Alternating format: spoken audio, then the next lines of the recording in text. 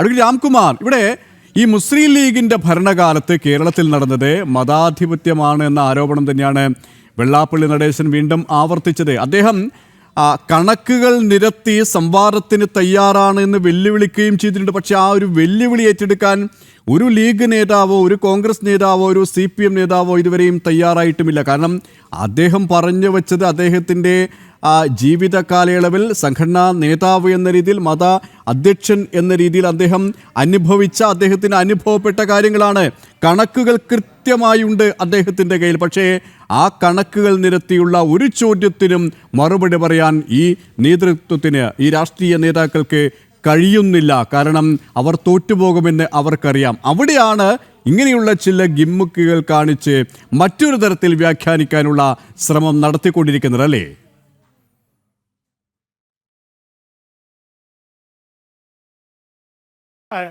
അതല്ല, അവിടെയാണ് ഞാൻ നേരത്തെ പറഞ്ഞതിൻ്റെ പ്രസക്തി.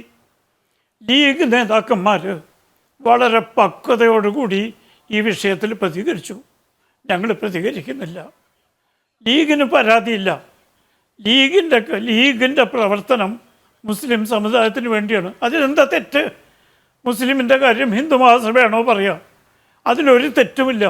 ലീഗിൻ്റെ പരിശ്രമം കൊണ്ട് മാത്രം തന്നെയാണ്, പ്രവർത്തനം കൊണ്ട് മാത്രം തന്നെയാണ് ഒരു വലിയ വിഭാഗം മുസ്ലിങ്ങൾ വിദ്യാഭ്യാസപരമായും സാമ്പത്തികമായും പിന്നോക്കം നിന്നിരുന്നവർ മുന്നോട്ട് വന്നത്. MBS പോലെയുള്ള സംഘടനകൾ വന്നപ്പോഴാണ് വിദ്യാഭ്യാസത്തിൻ്റെ മൂല്യവും വിശേഷവും മുസ്ലിം സമുദായം തിരിച്ചറിഞ്ഞത്. നിങ്ങൾക്കറിയോ, ഇന്ന് ഞങ്ങളുടെ ഹൈക്കോടതിയിൽ 6 മുസ്ലിം ജഡ്ജിമാരുണ്ട്.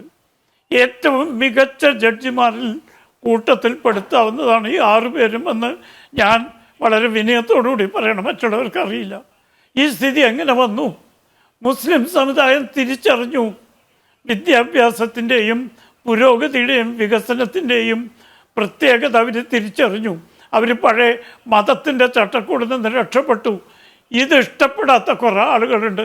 ഞാൻ ചോദിക്കട്ടെ, മുസ്ലിമിൻ്റെ കാര്യം പറയാമെങ്കിൽ ഈഴവൻ്റെ കാര്യം പറയാനുള്ള സ്വാതന്ത്ര്യമില്ലേ? രണ്ടു കൂട്ടരും പിന്നോക്കമാണ്. സ്ഥിതി വിവരക്കണക്കനുസരിച്ച് നെട്ടൂർ കമ്മീഷൻ റിപ്പോർട്ട് അനുസരിച്ചും മറ്റു റിപ്പോർട്ടും. അപ്പോൾ ശ്രീ വെള്ളാപ്പള്ളി ചെയ്തത് എന്താണ്? ശ്രീ അച്യുതാനന്ദൻ വർഷങ്ങൾക്ക് മുമ്പ് പറഞ്ഞ കാര്യം ആവർത്തിക്കുകയാണ്.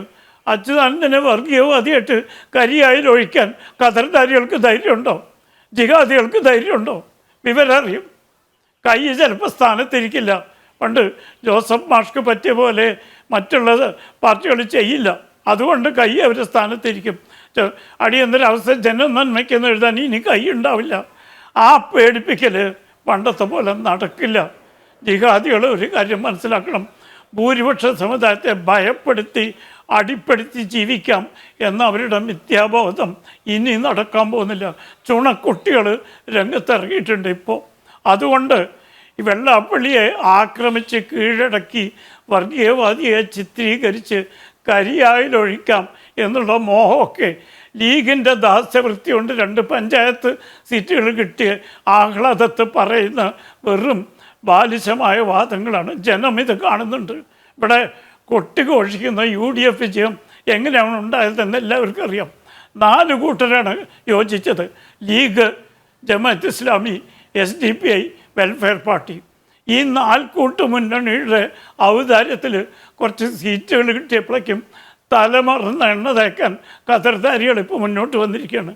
അതിൻ്റെ ബഹിസ്ഫുരണമാണ് പക്വതയില്ലാത്ത ഇത്തരം പ്രതികരണങ്ങൾ. അത് ഏറ്റവും നല്ലത് അത് അവഗണിക്കുകയാണ്. പക്ഷേ ശ്രീ വെള്ളാപ്പള്ളിയോട് ബഹുമാനം നിലനിർത്തിക്കൊണ്ട് പറയട്ടെ, അദ്ദേഹം പത്രക്കാരോട് കുറച്ചുകൂടി പക്വതയോടുകൂടി പെരുമാറേണ്ടതായിരുന്നു.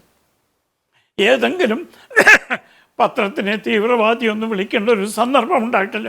അത് അദ്ദേഹത്തിൻ്റെ ഒരു പ്രത്യേക ശൈലിയാണ്, അദ്ദേഹത്തിൻ്റെ രീതിയാണ്. നമ്മളത് ആദരിച്ചും അദ്ദേഹത്തിൻ്റെ പ്രായവും കാണാം. എന്നുകൊണ്ട് അദ്ദേഹം ഒരു ദുരുദ്ദേശമാണെന്ന് വിചാരിക്കുന്നു. അദ്ദേഹം സംസാരിക്കുന്നത് അദ്ദേഹം പ്രതിനിധാനം ചെയ്യുന്ന സമുദായത്തിന് വേണ്ടിയാണ്. ശ്രീ പാണക്കാട്ട് തങ്ങൾമാർക്ക് മുസ്ലിം സമുദായത്തിന് വാദിക്കാനുള്ള സ്വാതന്ത്ര്യം ഈഴവ സമുദായത്തിന് നിഷേധിക്കാമോ? അത് നമ്മുടെ ഭരണഘടന അനുവദിക്കുന്നു. പിന്നൊക്കെ നിൽക്കുന്ന ആർക്ക് വേണ്ടിയും വാദിക്കാൻ പിന്നോക്ക സമുദായ സംഘടനകൾക്ക് അർഹതയുണ്ട്. അതിൽ വിവേചനമുണ്ട് എന്ന് ചൂണ്ടിക്കാണിക്കുന്നത് ഇങ്ങനെ വർഗീയമാണ്. യെസ്, അർജുനെയാണ് പ്രസക്തമായ ചോദ്യം. ശ്രീ ജിനീൽ പുല്ലിലോ, ഇവിടെ ഞങ്ങൾക്ക് അവകാശപ്പെട്ടത് ലഭിച്ചില്ല എന്ന് ചൂണ്ടിക്കാണിക്കുന്നത് ഒരിക്കലും ഒരു വർഗീയവാദി എന്ന് ചപ്പകുത്തേണ്ട അല്ലെങ്കിൽ അങ്ങനെ ആക്ഷേപിക്കേണ്ട ഒരു അവസ്ഥയല്ല. കാരണം അദ്ദേഹം ഒരു സംഘടനാ നേതാവാണ്. അദ്ദേഹം ഒരു മത സംഘടനയുടെ, ജാതീയ സംഘടനയുടെ അധ്യക്ഷനാണ്. ആ അധ്യക്ഷൻ എന്ന രീതിയിൽ അദ്ദേഹമാണ് അതൊക്കെയും നോക്കി നടത്തുന്നത്, അതിന് നേതൃത്വം നൽകുന്നത്. സ്വാഭാവികമായും അവഗണന നേരിടുമ്പോൾ അത് ചൂണ്ടിക്കാണിക്കുക മാത്രമാണ് ചെയ്തത്. അതുമാത്രമല്ല, അദ്ദേഹം ഞാൻ നേരത്തെ പറഞ്ഞതുപോലെ തന്നെ കണക്കുകൾ നിരത്തി സംവാദത്തിന് തയ്യാറാണ് ഞങ്ങളെന്ന് പറയുകയും ചെയ്തിട്ടുണ്ട്. അങ്ങനെ ഒരു സംവാദത്തിന് തയ്യാറാവുകയല്ല ചെയ്യുന്നത്, മറിച്ച് ഇങ്ങനെയുള്ള രീതിയിൽ ഭീഷണിപ്പെടുത്തുകയും വർഗീയവാദിയായി ചിത്രീകരിക്കാനുള്ള ശ്രമം നടത്തുകയുമാണ് ചെയ്യുന്നത്. അതിനെ കക്ഷി രാഷ്ട്രീയ ഭേദമന്യേ എതിർക്കുക തന്നെ വേണ്ടേ? അല്ല, അദ്ദേഹം ഇപ്പൊ ഈ കണക്കുകളൊക്കെ ഉദ്ധരിച്ചുകൊണ്ട് വീരവാദം പറയുന്നതും സംവാദത്തിന് വേദിയൊരുക്കണമെന്ന് പറയുന്നതുമൊക്കെ ഒരു ഗിമ്മിക്കാണ്. അല്ല, എന്തുകൊണ്ട് അങ്ങനെയാണെങ്കിൽ അതിന് തയ്യാറാകുന്നില്ല? ഞാൻ സംവാദത്തിന് തയ്യാറാണ് എന്ന് വെള്ളാപ്പള്ളി പറയുമ്പോൾ എന്തുകൊണ്ട് ധൈര്യപൂർവ്വം അത് ഏറ്റെടുക്കാൻ കഴിയുന്നില്ല? അല്ലല്ല, അത്ര ധൈര്യം കുറവാണ്. കാര്യം എന്താണെന്ന് ചോദിച്ചാൽ, വെള്ളാപ്പള്ളി കുഴിക്കുന്ന കുഴിയിൽ പോയി ചാടാൻ എന്തായാലും പക്വമതികളായ സാമുദായിക നേതാക്കൾ തയ്യാറല്ല. മറ്റൊന്നും കൂടി ഞാൻ പറഞ്ഞു തരാം. അല്ല, അദ്ദേഹം കണക്കുകളല്ലേ പറയുന്നത്? അദ്ദേഹം കണക്കുകൾ പറയാൻ തയ്യാറാണല്ലോ. അല്ല, കണക്കുകളൊക്കെ നമുക്കറിയാം. കണക്കുകൾ മലപ്പുറം ജില്ലയിൽ ഈ 2001 11 മുതൽ 16 വരെ അധികാരത്തിലിരുന്ന മുസ്ലിം ലീഗിന്റെ സർക്കാർ കേരളത്തിലെ, ഞാൻ പറഞ്ഞോട്ടെ, കേരളത്തിലെ ഏറ്റവും വലിയ മുസ്ലിം സാമുദായിക സംഘടനയായ കാന്തപുരം വിഭാഗമുണ്ട്. ആ കാന്തപുരം വിഭാഗം ഒരു സ്കൂൾ ചോദിച്ചപ്പം ലീഗും UDF-ഉം കൊടുത്തിട്ടില്ല. അതേസമയം ഇതേ വെള്ളാപ്പള്ളിക്ക് പെരിന്തൽമണ്ണയിൽ കോളേജ് കൊടുത്തതാണ് ലീഗും UDF-ഉം. അതെ, ഒരു എയ്ഡഡ് കോളേജ് മാത്രമാണുള്ളത് SNDP-ക്ക്. അല്ല, അത് നേടിയെടുക്കുന്നില്ല. അദ്ദേഹത്തിന് വീഴ്ച പറ്റിയെങ്കിൽ 10 വർഷത്തിന് ശേഷമാണോ അദ്ദേഹം ഈ പ്രയാസം പറയുന്നത്? അന്ന് പറയണ്ടേ? അന്ന് അദ്ദേഹം ഒക്കെ ചങ്ങായിയായിരുന്നു. കുഞ്ഞാലിക്കുട്ടിയും ഈ വെള്ളാപ്പള്ളി നടേശനും ഒക്കെ സംവരണ സമുദായ മുന്നണി എന്ന ഒരു ലേബൽ ഒട്ടിച്ചുകൊണ്ട് കടുത്ത ഇടതുപക്ഷ വിരുദ്ധതയിൽ ഊന്നിക്കൊണ്ട് ഇവിടെ വലിയ വലിയ കൂട്ടുകെട്ടുണ്ടാക്കിയതാ. പിന്നെ രാംകുമാർ സാർ ഒരു കാര്യം പറയണം, താങ്കളുടെ പ്രഭാഷണം കേട്ടിട്ട് താങ്കൾ ലീഗിന്റെ പ്രതിനിധിയായിട്ടാണോ വന്നിരിക്കുന്നതെന്നാണ് ഞാൻ തോന്നിയത്. കാരണം എല്ലാ സാമുദായിക സംഘടനയും എല്ലാ വർഗീയ സംഘടനകളുടെയും നേതൃത്വങ്ങൾ എന്ന് പറയുന്നത് കണ്ണൂർ ഭാഷയിൽ ഒക്കെ ചങ്ങായിമാരാണ്. കാരണം അദ്ദേഹം തന്നെ പറയുന്നുണ്ടല്ലോ, കുഞ്ഞാലിക്കുട്ടി മഹാനാണ്, പാണക്കാട് തങ്ങന്മാർ മഹാന്മാരാണ്, അവരും വർഗീയവാദികളല്ല. പിന്നെ ആരാണ് സാറേ?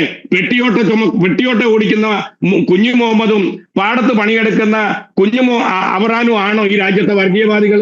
മറ്റേതൊരു സമൂഹത്തെയും പോലെ അതിജീവനത്തിന്റെ പാതയിൽ പോരാടുകയാണ് പ്രഭാതം മുതൽ പ്രദോഷം വരെ അവര്. അതിൽ നായരെന്നോ ഈഴവരെന്നോ അല്ലെങ്കിൽ മുസ്ലിം എന്നുള്ള വേർതിരിവ് കേരളത്തിലുണ്ടോ? അവരുടെ കഷ്ടപ്പാടുകളും അവരുടെ നിശ്വാസങ്ങളും അവരുടെ പ്രയാസങ്ങളും ഒന്നല്ലേ സാറേ? പിന്നെ താങ്കൾ പറയുന്നു മുസ്ലിങ്ങളുടെ വികാരം മുഴുവൻ നോക്കാൻ ലീഗുണ്ട്. ആരാണ് അവരെ ഏൽപ്പിച്ചത്? ഈഴവന്റെ അധികാരം ആരാണ് ഈ SNDP-ക്ക് കൊടുത്തിട്ടുള്ളത്? ഒരാളും കൊടുത്തിട്ടില്ല.